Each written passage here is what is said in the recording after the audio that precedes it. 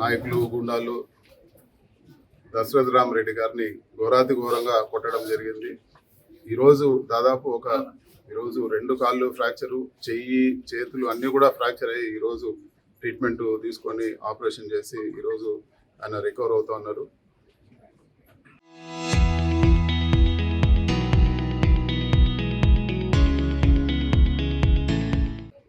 ఇక్కడ విడ్డూరం ఏమంటే దెబ్బలు తిన్న వ్యక్తి పైన మళ్ళీ కూడా ఈరోజు పోలీసులు కౌంటర్ కేసు పెట్టే పరిస్థితిలో ఉన్నారంటే ఈరోజు లా అండ్ ఆర్డర్ ఏ విధంగా ఉందో తెలుస్తూ ఉంది.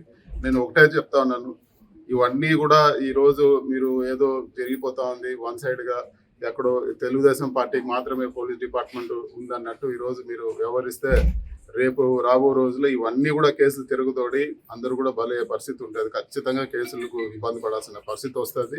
న్యాయపరంగా ఏమేమి ఉన్నాయో అన్నీ కూడా ఇది చేస్తాం. ఏ ఒక్కరిని కూడా వదిలే ప్రసక్తి లేదు. అదే విధంగా ఈరోజు ఎవరైతే నిర్లక్ష్యం చేశారో, ఈరోజు కావాలని ఎవరైతే నిర్లక్ష్యం చేశారో వాళ్ళందరిపైన కూడా చర్యలు తీసుకునేదానికి గట్టిగా పట్టుబడతామని చెప్పి కూడా మేము తెలియజేస్తున్నాము. ఇది ఒక మంచి పద్ధతి కాదు.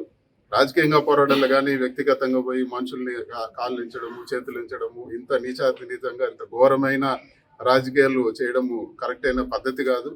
ఇది ప్రజలు కూడా హర్షించరు.